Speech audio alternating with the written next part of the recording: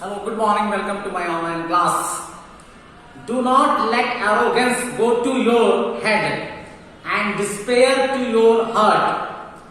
कभी भी आप घमंड या अकड़ को अपने ऊपर न उठने दें और निराशा को अपने दिल में न समाने दें. Do not let compliments go to your head and criticism to your heart. कभी भी आप बधाई या उत्साहित करने वाले शब्दों को अपने से ऊपर ना उठने दें और आलोचनाओं को या अपनी कमियों को कभी भी अपने दिल से ना लगाएं. Do not let success go to your head and failure to your heart. कभी भी आप सफलता के अभिमान में चकनाचूर ना हो और असफलताओं में हताश ना हो. इसी बात को सार्थक करती है ये कहानी The arrogant car and a humble cycle.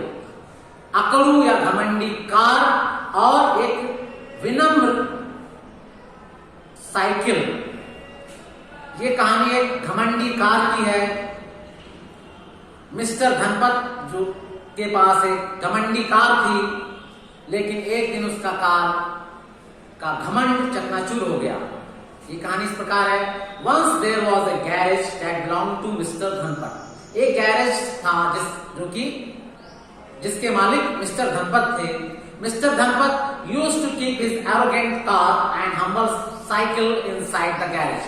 Mister Dhanpat अपनी घमंडी या अकड़ू कार को और अपनी उस विनम्र सहनशील साइकिल को उसी गैराज में रखते थे. Along with some gardening tools, some unused scrap and a toolbox. और उसी गैराज में उनके कुछ बगीचा या बागवानी करने वाले औजार होते थे और एक टूल बॉक्स भी होता था. वन संडे मॉर्निंग, एक रविवार की सुबह को ये घटना हुई. Look poor cycle, today is Sunday and mister Dhanpat will come and wash me, clean me, wipe me and will make me shine like a bright star, said the haughty car to the cycle. उसी Sunday को उस घमंडी car ने cycle से कहा, देखो बेचारी cycle, आज संडे है और श्रीमान धनपत आएंगे, मुझे साफ करेंगे, मुझे नहलाएंगे और मैं एक तारे की तरह चमकूंगी. So what should I do? You are a lucky fellow, said the cycle humbly. Cycle ने बड़ी विनम्रता पूर्वक कहा, तो मुझे क्या करना चाहिए? तुम एक सौभाग्यशाली व्यक्ति हो और श्रीमान धनपत मुझे बहुत चाहते हैं, वो मेरी पूजा करते हैं, लेकिन तुम बेकार वहां पड़ी रहती हो गंदी उस कोने में. उस कार ने साइकिल का मजाक उड़ाते हुए कहा. The cycle didn't say a word, as she was not interested in any argumentative discussion. उस साइकिल ने एक शब्द भी नहीं कहा, क्योंकि साइकिल किसी भी प्रकार के वार्तालाप या निरर्थक बहस में नहीं पड़ना चाहती थी. So she lay there peacefully, इसलिए वो शांति से वहां पर लेटी रही. Mr. Dhanpat came there just after that and took out the car to wash and clean. Mister Dhanpat ठीक इसी वार्तालाप के बाद आए और उन्होंने कार बाहर निकाली, उसे साफ किया और नहलाया. He first sprinkled water on her through a nose and then put some soap solution over her and rubbed so as to remove all the sticky dirt. उन्होंने उस कार पर पहले पानी वाली नली से पानी डाला, फिर उसमें कुछ साबुन से उसे रगड़ा और सारी जो उसमें गंदगी थी उसे साफ किया. She was smiling all the way and feeling happy. Car मुस्कुरा रही थी और बड़ी खुश महसूस कर रही थी. He then again sprinkled water over her and then rubbed with a piece of cloth. फिर उन्होंने उसे पानी से धोया और कपड़े से साफ किया. When he was done, the car was all illustrious. और जब सफाई पूरी हो गई, कार खूबसूरती से चमक रही थी. Mr. Dhanpat then put the car back in the garage. और फिर श्रीमान धनपत ने उस कार को वापस गैरेज में रख दिया. The car threw glances at the cycle and said, "Hey, you look at my duty." फिर कार ने गैराज में आकर साइकिल की ओर निगाहें डाली और कहा, देखो मेरी खूबसूरती, can you ever be as beautiful as me, क्या तुम कभी भी मेरी जितनी खूबसूरत हो सकती हो? You should not imagine yourself to be beautiful even in your dreams. तुम कल्पनाओं में या ख्यालों में भी अपने आप को इतना खूबसूरत नहीं बना सकती हो। You should never be so much proud. तुम्हें इतना घमंड कभी नहीं करना चाहिए। साइकिल ने कहा, For all pride gets a blow one day. Learn to be modest.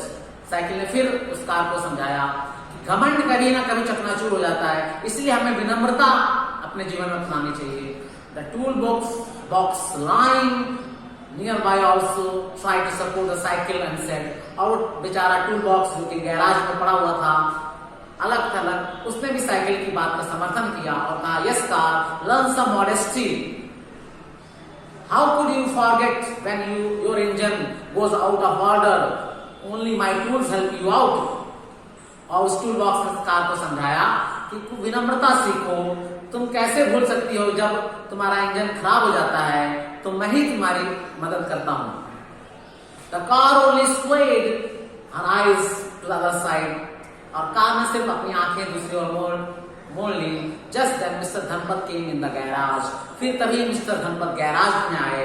He unlocked the car, उन्होंने कार खोली and sat in, उसमें बैठे and tried to start the engine, और उस इंजन को चलाने की कोशिश की। He tried once, twice and thrice, but the engine did not work. उन्होंने एक बार, दो बार, तीन बार, कई बार प्रयास किया, लेकिन वो इंजन कार का काम नहीं कर रहा था। Oh, this stupid car, it isn't working. उन्होंने फिर अपने मन में कहा, ये बेवकूफ कार ये तो काम ही नहीं कर रही है। But I have to go right now, लेकिन मुझे ठीक अभी जाना है। Maybe I should use the cycle. क्या मुझे अपनी साइकिल का इस्तेमाल करना चाहिए? धनपत ने अपने आप से कहा। So he sat on the cycle and moved out paddling it. और इसलिए वो साइकिल पर बैठकर पैडल मारते हुए चल दिए। The cycle was smiling. अब साइकिल की बारी थी मुस्कुराने की। वो मुस्कुरा रही थी। The car was upset behind her. और कार उसको देख कर बड़ी परेशान और बेचैन थी। She looked down the floor feeling ashamed. वो शर्म से लज्जित होकर नीचे फर्श पर देखने लगी। A tool box used the opportunity and said, इसी अवसर का फायदा उठाते हुए टूल बॉक्स में जो औजारों वाला बक्सा था उसने कहा, You must have realized now that strutting goes all in vain and is no worth to possess.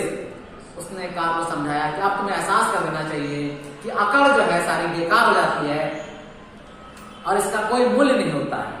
ये कहानी हमें ये बताती है कि हमें अपने घमंड को त्याग देना चाहिए। हमें इस बात को एहसास करना चाहिए कि घमंड जो है किसी न किसी दिन चकनाचूर हो जाएगा और इसका कोई हमारे जीवन में महत्व नहीं है। ये कहानी आपको कैसी लगी इसे आप कमेंट बॉक्स में लिखिएगा। Till then good bye.